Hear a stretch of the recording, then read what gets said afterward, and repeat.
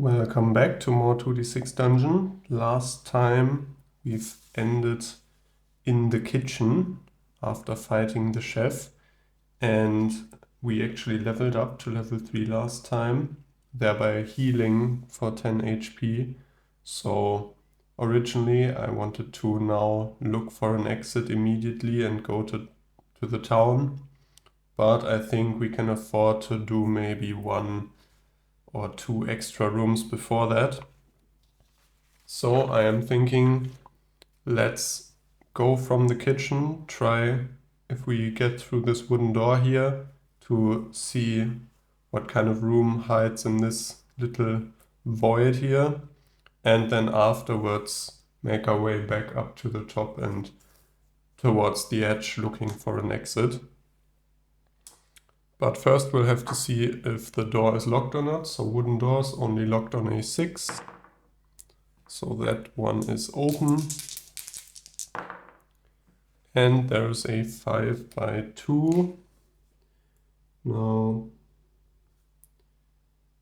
because there's not a lot of space here, this is just going to be a 3x2.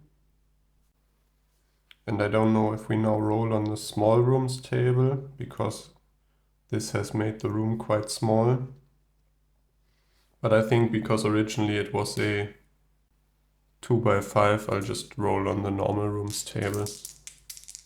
This is just me drawing it in a bit smaller to make it look nicer, but I think per the rules you can even have rooms bordering each other directly without one square in between.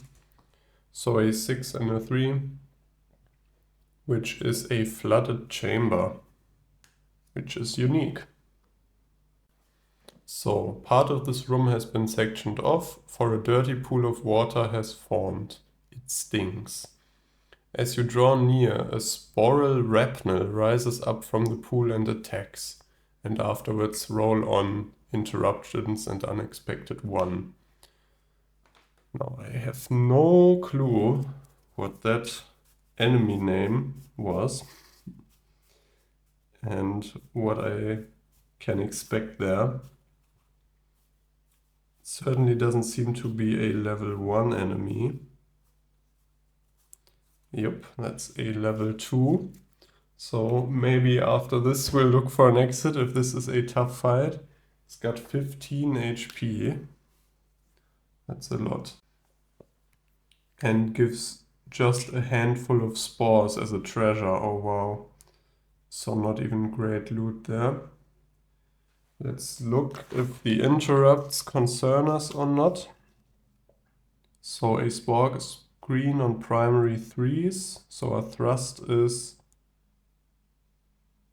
debuffed, does 1 damage less, and it's got tough hide on secondary 1s and 6s, which doesn't concern us. Okay, so thrust slightly worse, but overall I think that's fine. And its own attacks. So the spore projectile, both of them do d6 minus 1, so they're the same. No, but actually the head bash is blocked by our padded tunic, so we'd rather have it attack us with the head bash. But that's not our choice. Okay, let's just jump right in. Do we drink a potion or something? I don't think so. Let's for now just attack normally. 2 and a 1. It's gonna be a thrust, it seems. Oh, also this sporal rapnel only has 1 shift. I think the other level 2 enemies had 2 shift. So this is 2 damage, but actually because of its spore screen only 1 damage. That's not great. Let's have it attack us. 5 and a 6, which it can shift down to a 5 and a 5. It can't reach the spore projectile. So I think I've said this before. If a monster or an enemy has access to more than one of its maneuvers because of the shift, you have to choose the one that's the most sort of devastating for you. So if it had access to both, we would have had to do the spore projectile because it isn't blocked by our armor, but it can only reach the head bash. So this is going to be d6 minus 2 damage. So 1 damage against us, putting us at 22. And round 2. 2 3s. We can certainly get a thrust again, and I think that's all. So let's do that. High rolls. Yes, okay, so it's gonna be 5 damage again because of the spore screen. 1 less. Have it attack us. And it misses.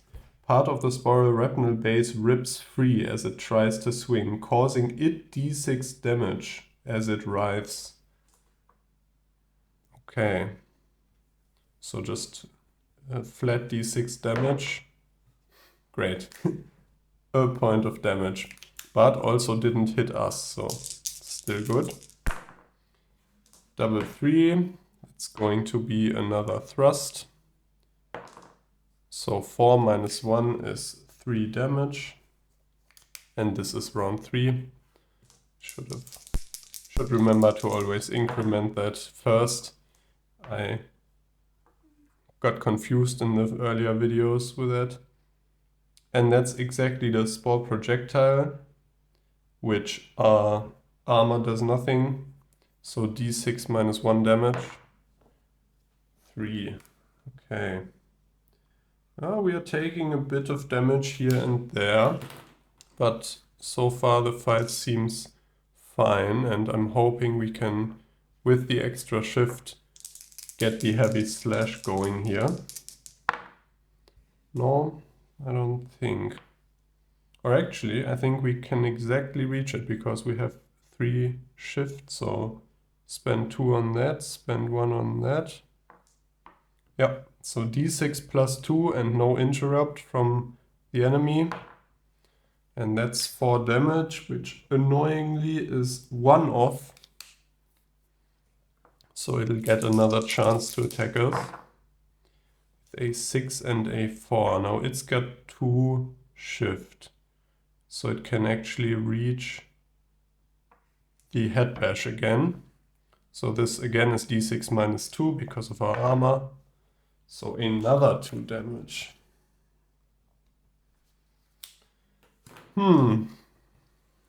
Taking more damage than I'd like here.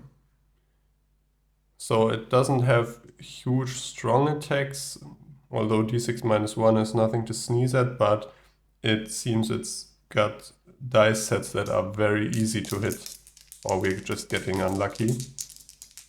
Let's hope to kill it now. 1 and a 2, 1 of a mishap. We can only really, using our 4 shift, or 2 of our 4 shift, turn that into a thrust. So d6 minus 1 again. Let's just hope anything but a 1. Yep. So that's that. Gaining us 50 XP. And the handful of spores. I am guessing I'll have to put those in a pouch. And I have no idea what those are going to do, or what we can do with those. Yeah, so that's that. Kind of annoying to take so much damage and then all you get is a handful of spores. Let's look on the room table. Yeah, okay, so nothing else except for the interruptions and unexpected table 1, which is 2d6 as well. So 6 and a 3, that'll be there. You notice beneath your feet a loose stone, and when you lift it you find a concealed compartment. It looks just big enough to house a potion in a glass bottle. The metal lid may become jammed though. Make a precision check. precision 8 with a one single attempt, a 1 in parentheses, and if successful you gain 30 XP and roll on potion 2. Okay, so 30 XP is nice, and potions, I'm always up for potions. We've already got the fidelity potion on this level, so we've got a +2 on precision. So rolling an 8 should be quite feasible for us. I'm thinking if it's worth drinking the second fidelity potion as well, just because we'll get another potion from it and the XP. Let's just do it like this. So this will be 2d6 plus 2 precision. And let's hope for at least an 8. That's a 10 already, so a 12 with our modifier, so easy stuff for us. Yeah, so 30 XP. Turns out the room held some good stuff after all, but that wasn't guaranteed. And then potion 2, potions table 2. I'll have to look for that quickly. I think that was one of the ones we got the finesse potion from earlier. So potions 2 is a d6. And that's a 6. Is that something good? Oh, that's a potion of finesse. Okay, so that is awesome. So I can just write it in again.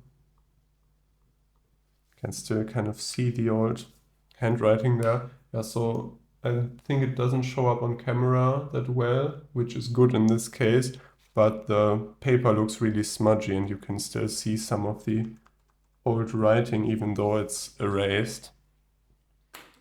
But we got our finesse potion back. That's awesome. I think that room was really good in the end now, because that really helped us on that one combat. And even if we don't use it, I think that's worth 50 gold. So I think we'd be able to sell it for 25. Yeah, awesome stuff. So that was the flooded chamber. And now let's look for an exit. Start looking. We're at roughly half. Reason why I'm looking for an exit now and not doing another few rooms is well, we have to do at least one more room before we can find an exit, so I'm kind of planning a bit of HP buffer, so we don't just start looking for an exit once we're down to like 2 HP and then we fight in the room and die. So let's go back here and up left through the archway and roll. That's a 2 by 6. Now, how do I want to do that? I definitely want it bordering the...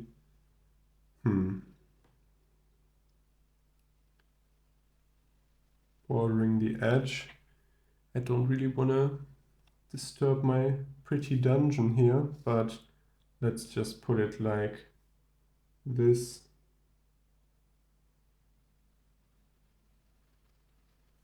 Yeah, so I'll put a little extra corridor in there.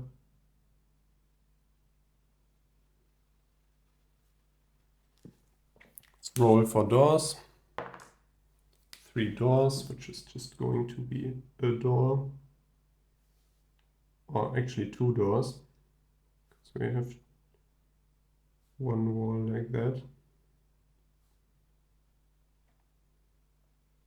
Yeah, I think that's good.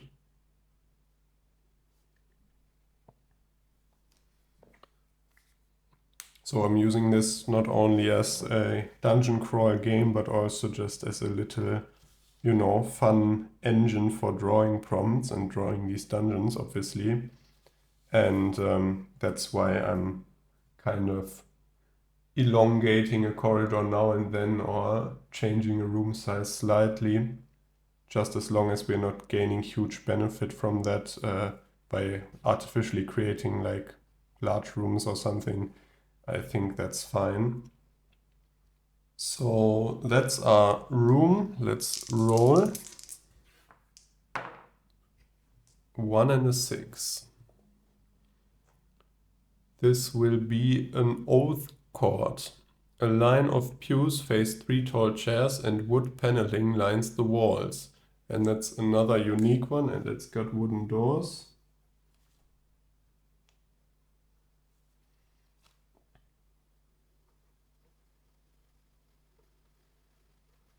Oath court. Oh, a lone barrack knight standing guard roars and attacks you, and if you survive, roll on RATT1 plus 2. Now, that barrack knight again. We fought him before. This was this guy with the super huge HP bar. And additionally, I think last time we used the potion, didn't we? The finesse potion. Now we just got it back, but I'm kind of, I don't know. I don't really want to instantly use it, but it might be good. So let's look at this. He's got the shoulder guards, he's got the helm. Okay, so tell you what, I'll start the combat. Oh, but last time the finesse was really good, right? And we gain a potion from him as well, which we won't be able to carry otherwise.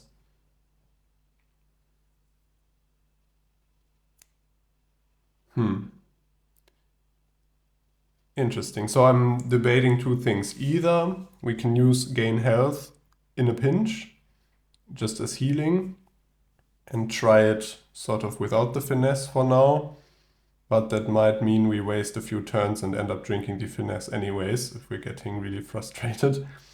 Or we can just say that's what we got the potion for and do it like we did it last time, although I would love taking that down to level 3, that finesse potion. So I think because we have 2 gain health potions, I will for now try it just vanilla and use gain health if it goes badly. So let's put in his HP. He had 18, right?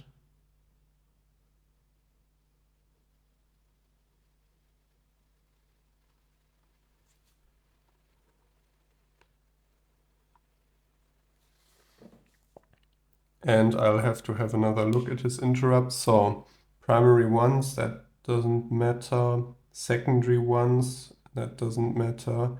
Chest plate on secondary 2s and 3s. Ah, I remember. Right, so the thrust was super bad against him. -2 damage. But we do have armor against both of his attacks. So we're taking 1 damage less per attack. Great, okay.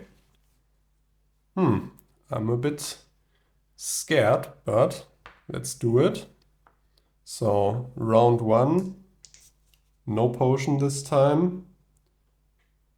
If it turns bad, turns sour, we'll drink the potions. I don't think we'll die because we have so much healing potions, but we might waste a lot of that. Yeah, let's just attack him. I thought for a second that was a double 6. That would have been sweet to start, but the heavy slash I think is great as well. So d6 plus 2 damage starting off. 4 damage, you know. Still great. As I said, this plus 2 damage from the heavy slash is really carrying us through these fights, I think. So 2 and a 3, he's got 2 shift. Ah, I remember, so there. He has easy attacks to hit and 2 shift, very similar to ours. Actually very similar. He's got the 6 and the 4, which we have, and he's got the double 3, and we have a 3 and a 2. And we've got 2 shift and he's got 2 shift, so I think we're both equally likely to hit. But mine do more damage. And we actually have similar HP. And this might statistically be kinda an even match. Okay, so he's got the curving slash, d6 damage, -1 from our armor. So taking 2 damage right off the bat, down to 15. I'm not gonna erase the HP yet, because I'm optimistic we won't take any more damage, right? We don't need that HP. Okay, so 2 and a 5. 2 shift doesn't achieve anything for us there. So we miss. He misses. Big time. Slowed by their armor, the knight stumbles and does not attack this turn as they gain their balance. Okay, so on these stronger monsters, the mishap isn't even an opportunity to attack or damage, but it's just a miss. Okay, that's fine. 3, round 3. A 6 and a 2, which will be another heavy slash. And that's a nice one, so 6 damage.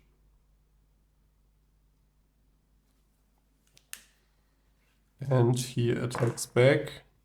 3 and a 4, which he'll be able to turn into the double 3.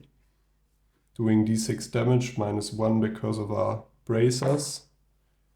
A point of damage. Now I need the HP spot here after all. So down to 14. And we are in combat round 4, which means we've got that bonus shift. Yeah, so this room isn't great to come across, but that's why we start looking for an exit early.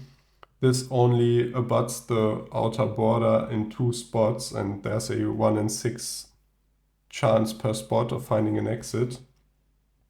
So we might even have to look for another room after this, either here or maybe look for a long corridor here, to have more chances of finding an exit. Okay, so what was I doing? I was attacking. 4 and a 5. Okay, use 2 of our 3 shift and use 1 of our 3 shift. Perfect. Doing another heavy slash, d6 plus 2 damage. That's another 6 damage. Okay, so we've been very lucky so far. He's got 2 HP left, so 1 heavy slash will take him out. Guaranteed. But now he's got 3 shift as well. Yep, and that will be the curving slash. Could do the precise stab, but again, he's got access to both. He'll have to do the one that does more damage. So d6 -1. And that's a hard hit. Okay, so we're taking 5 damage, going down to 9. Yeah, so I'm not going to use the finesse potion now because it's very late and he's almost dead, but I think that might have prevented a lot of HP loss just because, as I just said, it was kind of an even match, so kind of up to luck, at least seems that way to me. And the extra 2 shift would have definitely skewed the odds in our favor. So we maybe would have been able to do more heavy slashes early. So double 5 is an easy shift to a heavy slash, and that'll be d6 plus 2. Doesn't even matter, but I like rolling it anyway. And that's him done. Okay, so how much did we take there? What was that? Like, I think 8 in total. Were we at 17? Yeah, I think. Okay, so 88 XP.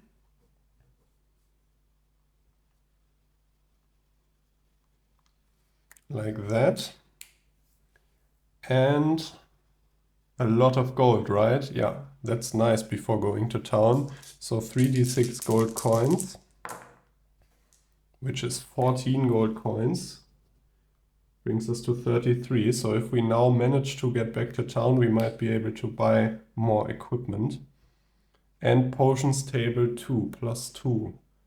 Oh, that's great, the +2 even. So now I think we'll have to use one of our potions probably. Let's see what we get. So a 6 plus 2, that's another potion of finesse. Because that's the 6 anyways, we rolled that earlier. I think I'll definitely take that, but what do we dump?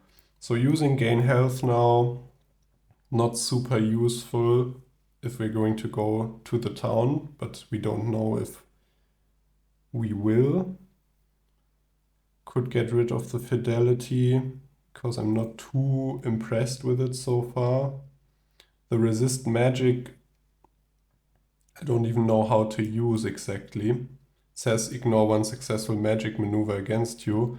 I don't know if you can just instantly use that when an enemy uses the maneuver, or if you have to drink it to, yeah, skip your turn and drink it, and then you have like a bubble shield for magic.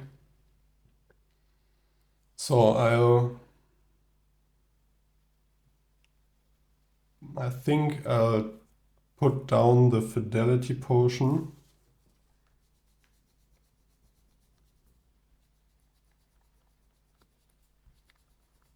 Because that seems like the lowest value to me here.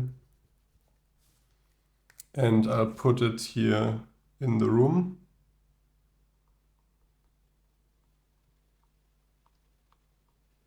Because the rules do say you can come back later and you're not just throwing away the potion, you're leaving it in the room.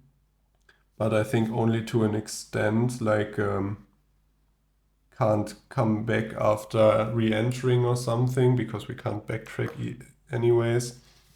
And I think after a while it's gone. I'm not exactly sure, but I'll just note that down. Like there probably will just leave it there. You know, it's a great problem to have too many potions.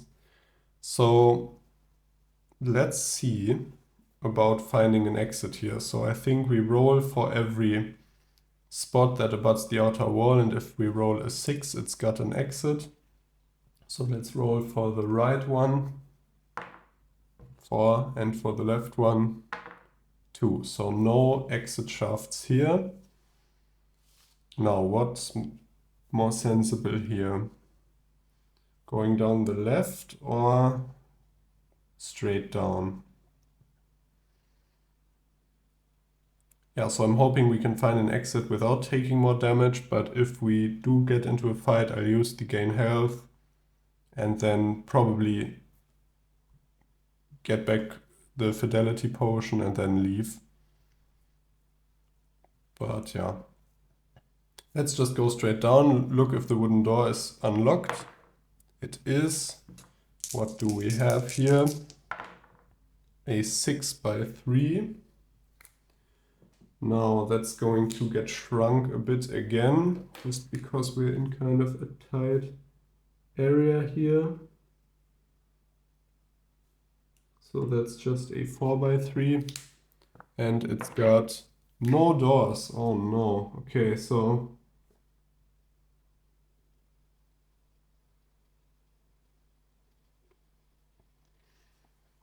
I don't know if it makes sense to look for an exit here then. Because after re-entering, we can't backtrack. That's what we did wrong earlier, so I don't even know if we put an exit there. I guess we'd have to look for the way down here in some new rooms. I guess that would be fine, or we'll have to do this room and afterwards look for an exit down here. Not sure. Yeah, so let's just look into the room, roll for the room. I'm sorry, I'm kind of slowing down, but I'm trying to be a bit more strategic about these rooms right now because we are kind of low on HP. So 403 is a kitchen again, but that's unique, so we don't have to fight another chef, luckily.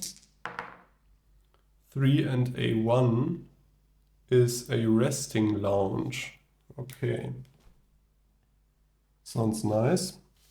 As long as there's no one there, we might be able to rest. and the resting lounge isn't unique. So there are benches and armchairs lined along the walls here. The floor is littered with boots.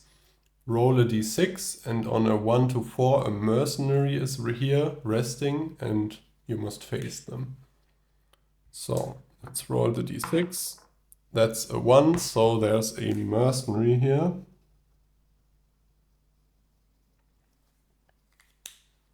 Let's look for them quickly. So I think that is at least a level 1 enemy. Don't remember exactly. Might not be. I think I got them confused. Yeah, mercenary. We fought them earlier. It's another level 2 enemy. Great.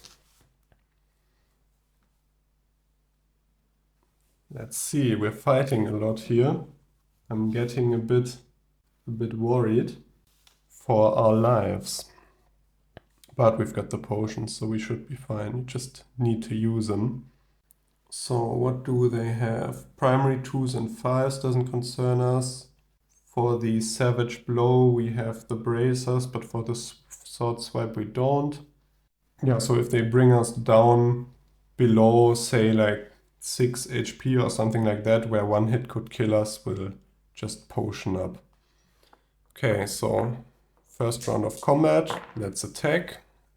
4 and a 6. Seems bad for us, can't do anything. Mercenary attacks. 6 and a 1. With only 1 shift, that won't do them any good. So that was a fast round. 4 and a 2. That'll be a thrust. What am I looking for here? The 3. So d6 damage and... Right, they had no interrupts, so just d6 damage. 4 damage, not bad. Have them attack us. 4 and a 1, that was F4. With a single shift, that's not enough to do anything. Let's attack them. 4 and a 1 again. We can do something with that. We'll be able to do another thrust. Doing 3 damage this time. Going good so far. Going well. 5 and a 6. That seems scary, but no. That's 2 off their sword swipe, and they've only got 1 shift. Yeah, so 1 shift versus 2 shift makes a huge difference. Yeah, I don't think they can do anything. Great stuff. So now we are in round 4 and got the 1 bonus shift. 1 and a 6. That is bad. That's the worst roll, sort of furthest away from our maneuvers. Have them attack us. They've got 2 shift now. But not quite enough. So for their Savage Blow they'd need 3 shift. Make this a 1 and this a 3. Okay. Let's just hope for a heavy slash now. Might be, if we roll really lucky, they have 8 HP left. We can actually kill them. So 5 and a 3, that's going to be a heavy slash. Let's just hope for a 6. Far from it. But still 3 damage. And that was round 6. Now, so they are attacking. And they are doing the sword swipe, I believe. Or can they get down with 4 shift? I think they can. So 1 shift to a 3 here, and 3 shift down to a 1. They are doing the Savage Blow, which is still worse for us. Although our armor blocks 1 point, that's still stronger than the sword swipe. So d6 minus 1. Okay, just a point of damage. Let's now attack them back. I think we are in round 7 now. 5 and a 2. That'll be another heavy slash. And, come on, 3 at least. Very nice. Okay, so it was kind of tense, but we just got lucky rolling, I think, and defeated the mercenary. 45 XP for us, putting us at 726. And, oh, another potion. Wow, these all drop potions. Okay, so this is something I think I just have to learn. On the first level, the potions were so precious, and they still are, obviously, but these enemies, these level 2 enemies, seem to drop potions rather often. So it might be something that you can use like 1 potion every combat or something like that. So 3d6 silver first.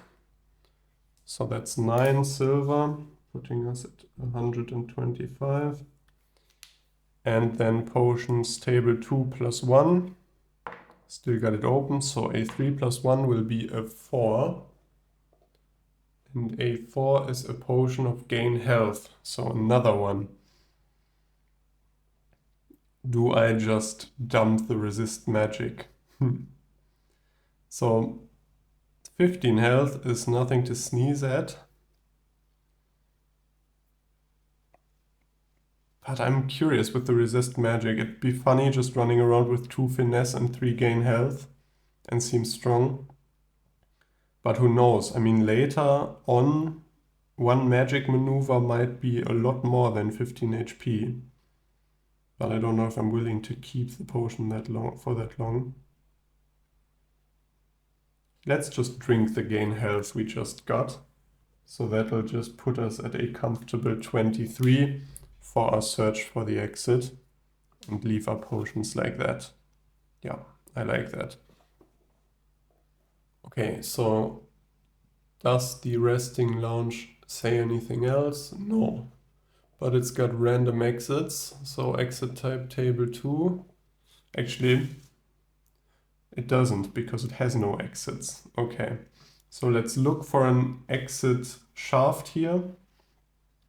And I'll just say if we find one and exit through it and come back, we're obviously not allowed to backtrack, but I think we would be allowed to continue down here looking for a way down.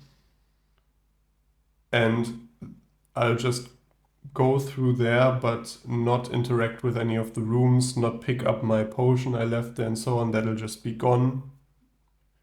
I don't know, someone might have taken it while we were in town.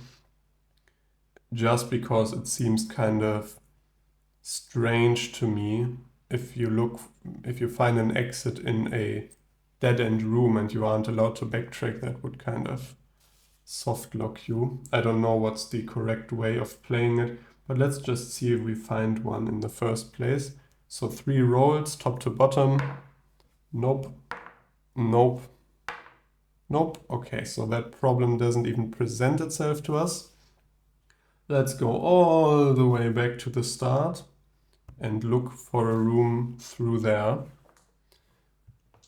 I mean, if we don't find an exit at any point and we just got the gain health here, we might just continue downwards to level 3 and look for an exit there and never exit the dungeon on level 2 and just exit it early on level 3.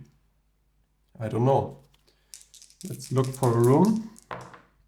That's a corridor, 1 by 2, and I will put it sort of down because we want to scour the edge of the dungeon. And I don't know why I'm rolling there. We'll keep that roll in mind. I wanted to roll for doors first. So yeah, it's got 2 archways. And it's just a small corridor. And then let's continue onwards from it.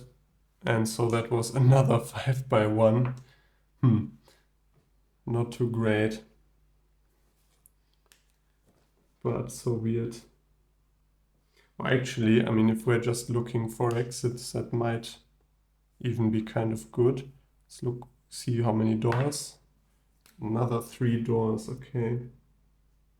Which will just be 2.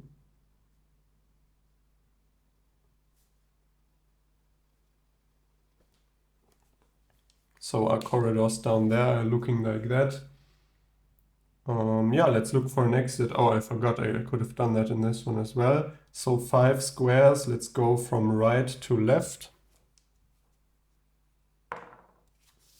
Nothing. Nothing. Nothing. Nothing. And nothing. Okay. Let's continue down towards the left, bottom left corner here. Into a new room. 5 by 4. Now maybe these corridors were actually kind of good because they allow us to look for an exit without the danger of facing more enemies. But so for this room we'll have to roll on the rooms table again and might get into a fight. 1 door leading off of it. Let's have that going up here.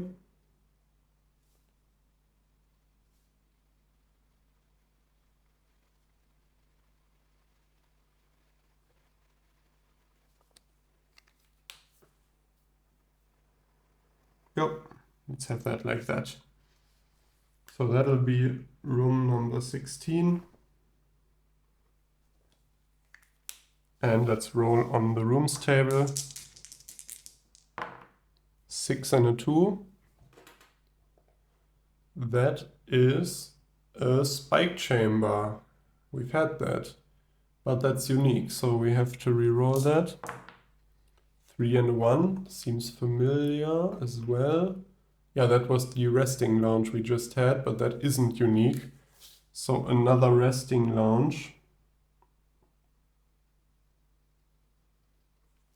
which might mean another mercenary. So again, on a 1, 2, 3, or 4, there's a mercenary. 5, no mercenary, but random exits. So let's roll for exits on exit type table 2. 2 and a 4, metal doors. So there's a metal door here. And let's look for exits in the wall. Just put aside the character sheet. So again, I go from right to left. We've got 5 rolls. No. No. Yes. So got worried there for a second. But we found an exit. And I think that's a nice endpoint for this video. That means we're going back to town. And next time we'll see what we can sell, if we can gear up anymore. And then continue, or try to continue at least, through the metal door. And see if there's a way down behind that. And spoilers, there's going to be one somewhere. Because it's up to us to decide. But I would like a big room or something nice to end the level. But that's not up for me to decide. Let's just see what happens next time. And until then, have a nice day and I'll see you then.